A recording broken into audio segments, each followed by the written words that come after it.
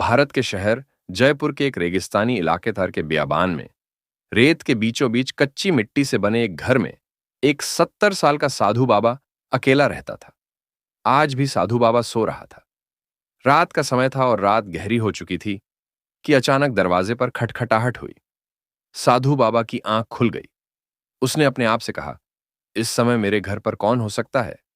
इस बियाबान में तो आज तक कोई नहीं आया। लेकिन फिर दरवाजा जोर जोर से बजने लगा। साधु बाबा अपने बिस्तर से उठा और जैसे ही उसने दरवाजा खोला, बाहर का नजारा देखकर दंग रह गया। वहां दो युवा खूबसूरत लड़कियां, रंजना और कोमल, खड़ी थीं। साधु बाबा ने उन्हें देखते ही एक अजीब सा आकर्षण महसूस किया। वह बस उन्हें देखता रह गया और अपनी नजरें हटा न सका।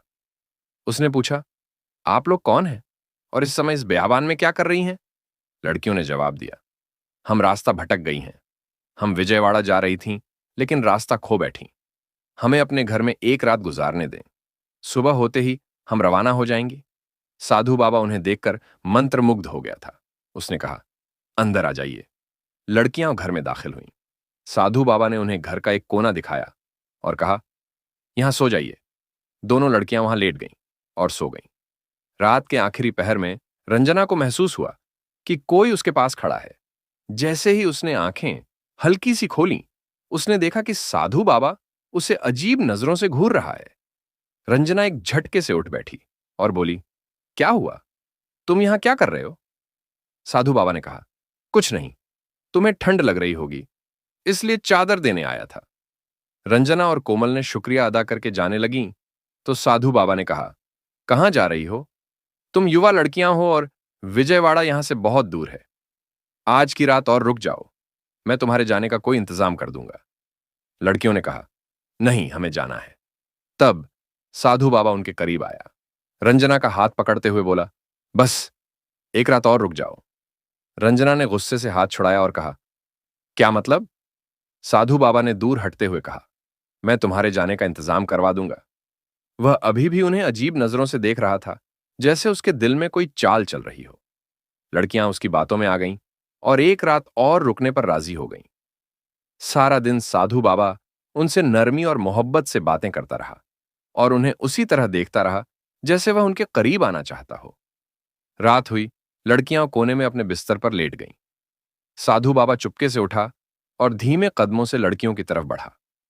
वह काफी देर तक उन्हें देखता रहा। फिर वह कोमल के पास जाकर बैठ गया, जो बहुत खूबसूरत थी। उसने नरमी से उसके माथे पर हाथ फेरना शुरू किया। अचानक कोमल की आंख खुल गई और वह हड़बड़ाकर उठ बैठी। क्या हुआ? तुम यहां क्या कर रहे हो? उसने गुस्से में पूछा। साधु बाबा उसकी आंखों में देखता रहा, जैसे किसी सपने में हो, और बोला, मैं तकिया देने आया था। तुम बिना सिरहाने लेटी हो, तुम्हारी गर्दन में दर्द हो जाएगा। कोमल ने तकिया लिया, नाराजगी से मुंह फेरा और कहा, चलो यहां से। साधु बाबा अपने बिस्तर पर लौट गया। रात को वह अपने आप से बातें करने लगा। सुबह ये लड़कियां चली जाएंगी। आज मेरा आखिरी मौका था, लेकिन वह भी चला गया। फिर उसने खुद से कहा, नहीं, मैं इन्हें यूं ही नहीं जाने दूंगा। कोई ना कोई जतन लगाना होगा। इन्हीं सोचों में डूबा साधु बाबा आखिरकार सो गया। सुबह लड़कियों ने कहा, तुम्हारे जाने का कोई इंतजाम हुआ? साधु बाबा ने नरम आवाज में कहा, अभी तुम्हारे जाने का कोई इंतजाम नहीं हो पाया। उम्मीद है कल एक काफिला यहां से विजयवाड़ा की तरफ जाएगा। लड़कियों ने जब काफिला सुना तो कुछ इत्मीनान हुआ। उन्होंने एक दूसरे को देखकर कहा, चलो कल काफिले के साथ निकल जाएंगे। आज की रात और रुकते हैं।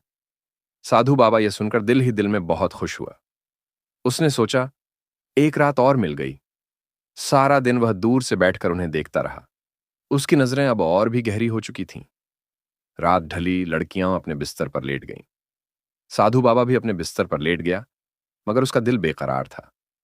वह लेटा रहा, लेकिन उसकी आंखें छत की बजाय कोने में सोई हुई लड़कियों को घूर रही थीं। उसकी सांस तेज थी और दिल में अजीब सी हलचल थी। धीरे धीरे वह बिस्तर से उठा, चुपके से उनके पास गया और उन्हें ऊपर से नीचे तक घूर से देखने लगा। पहले वह रंजना के पास बैठा और उसके बालों को नरमी से सहलाने लगा। अचानक रंजना हल्की सी हली। साधु बाबा को लगा कि कहीं वह जाग न जाए। वह डर के मारे उठकर कोमल के पास चला गया। अब उसने कोमल का हाथ अपने हाथों में ले लिया और उसके चेहरे को देर तक देखता रहा। उसकी आंखों में अब सिर्फ तमन्ना नहीं, कोई पुरानी प्यास जाग उठी थी। अचानक कोमल की आंख खुल गई और वह चीख पड़ी। साधु बाबा ने झट से उसके मुंह पर हाथ रख दिया ताकि आवाज बाहर न निकले। फिर वह हड़बड़ाता हुआ अपने बिस्तर पर लौट गया और ऐसे लेट गया जैसे कुछ हुआ ही ना हो। कोमल सारी रात सोचती रही, ये साधु बाबा मेरे पास क्यों आया? ये क्या करने की कोशिश कर रहा था? इसके इरादे ठीक नहीं लगते। वह डर के मारे कांपती रही और सोचते सोचते आखिरकार सो गई। सुबह हुई। रंजना और कोमल उठीं और सीधे साधु बाबा के पास गईं। उन्होंने तीखे लहजे में पूछा, हाँ, आया क्या तुम्हारा काफिला या अब कोई नया बहाना है? साधु बाबा कुछ देर खामोश रहा, फिर बोला, काफिला तो नहीं आया। लड़कियां अब झुंझला चुकी थीं। हमें तो पहले ही पता था कि कोई काफिला नहीं आने वाला। तुम हमें किसी और मकसद के लिए रोक रहे हो।